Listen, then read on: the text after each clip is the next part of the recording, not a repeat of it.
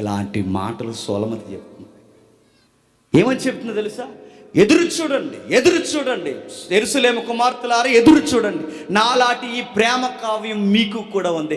కంగారు పడకండి, తప్పుడు అడుగు లేకండి, ఎక్కడికి పోకండి, ఎదురు చూడండి, నాలాంటి ప్రియుడు ఒకరోజు మీకు కూడా వస్తాడు. అప్పటి వరకు ప్రేమకు ఇష్టమగు వరకు దానిని లేపకయు కలత పరచకయు ఉండడని మిమ్మును బతిమాలు కొనుచున్నాను, మాటిస్తారా అనగానే ఆవిడందట, మాటిస్తున్నాం అక్క, ప్రతిదానికి సమయం కలదా అంటే ఈ ప్రసంగియే అంటాడు. ఏమన్నా తెలుసు? ఇదిగో ప్రసంగి గ్రంథం 3వ అధ్యాయం మొదటి 2 వచనాలు చూడండి.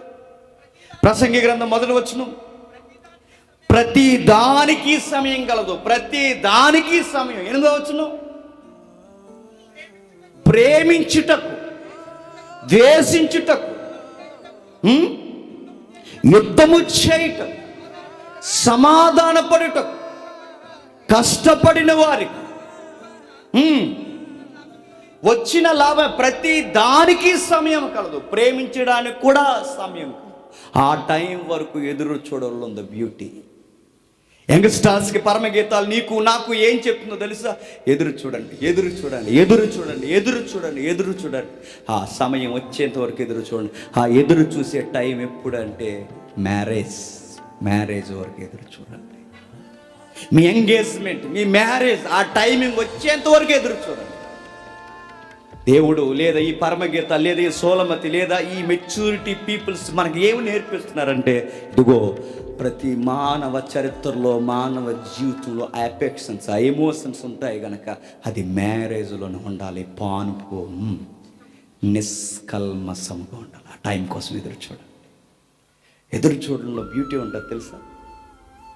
ఎదురు చూడడంలో బ్యూటీ ఉంటుంది. అందుకే ఆ అమ్మాయి ఇందాక గడ్డం కింద చేయబెట్టుకుని ఏం ఎదురు చూస్తుందో చూడండి. ఇమేజ్ అవుతాం, అమ్మాయి గడ్డం కింద చేయబెట్టి ఏం ఎదురు చూస్తుంది? ఇదిగో నాకు ఎంగేజ్మెంట్ అయింది, ఎంగేజ్మెంట్ అయిన నేను ఆ గడియల కొరకు ఎదురు చూ, ఎంగేజ్మెంట్ అయిన నేనే ఎదురు చూస్తున్నాను. మీకు ఎంగేజ్మెంట్ లేదు, పాడు లేదు, మీరు ఎందుకు కంగారు పడుతున్నారు?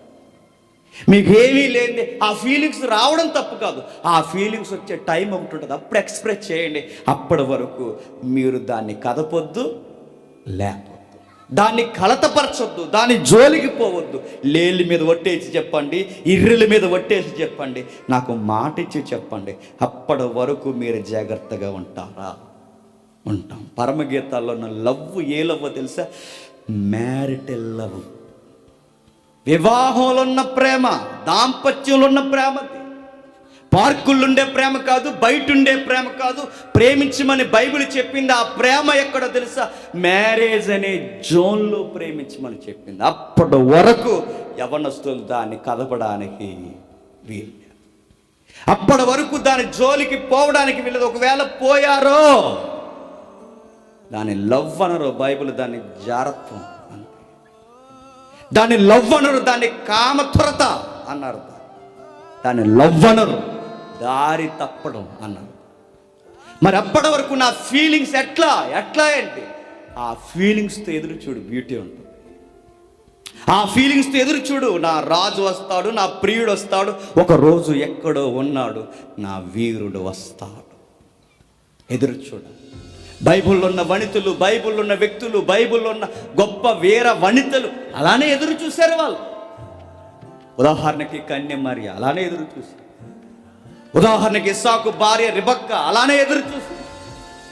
బైబిల్లో మీరు ఎవరినైనా కదపండి, భర్త ఎవరో తెలియదు, ఇంకా ఎలా ఉంటాడో తెలియదు, కానీ వాళ్ళకి ఒక విషయం తెలుసు, ఏదో ఒక రోజు నా జీవిత భాగస్వామి నా జీవితంలోకి వస్తాడు, అప్పటి వరకు ఏ గాలి నా జీవితంలో. అలా ఎదురు చూడడంలో మనకు బ్యూటీ ఉంది. అలా లేదు, మనమే సెలక్షన్ చేసేసి దేవుని దగ్గరికి వచ్చి ప్రార్థన చేస్తాం, ప్రభువా ఇచ్చే, ప్రభువా ఇచ్చే ప్రభు అంటే ఇచ్చే. మన దేవుడితో చిన్న గొడవ ఉంది, గుర్తుపెట్టుకోండి. ఇచ్చేనాడు అని గట్టిగా ఇచ్చేస్తాడు ఆయన. బిలాం ఎలాగ అడిగాడు. బిలాం అన్నాడు, వెళ్తున్నాను ప్రభు, వెళ్ళొద్దు అన్నాడు. మళ్ళీ వచ్చాడు, వెళ్తున్నాను ప్రభు, వెళ్ళు అయితే అన్నాడు.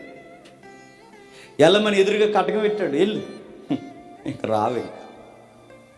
వాడు ఇలాగే ప్రార్థన చేస్తున్నాడు. ఏమని తెలుసా? ప్రభువా నీ కృపని ప్రభువా, కృపని ప్రభువా, కృపని ప్రభువా, కృపని. కృప అంటే ఏంటనుకుంటున్నారు? పక్కింటి ఆవిడట, దరిద్రమహోడ. కృపని ప్రభువా, కృపని. ఆయన తగిన సమయమందు తీసుకొస్తాడు. ఆ వివాహ గడియలు వచ్చినప్పుడు అప్పుడు ఆ గడియలు వచ్చేంత వరకు దాన్ని లేపకండి, దాని జోలికి పోకండి, దాన్ని కదపకండి. అప్పటి వరకు ఎదురు చూడండి. ఈ లోపల కంగారైపోయి ప్రార్థనలో కృపణీ ప్రభువా, అది ప్రభు అంటే దేవుడు కృపణివ్వడు చెప్పండి, కురిపించేస్తాడు అనుకోండి. మనకి ఈ పరమగీతాల్లో ఏముందంటే ఒక మంచి భర్త ఉన్నాడు, ఒక మంచి భార్య ఉంది, ఏమీ తెలియని వయసులో ఉన్న ఆడపిల్లలు ఉన్నారు, మగపిల్లలు ఉన్నారు.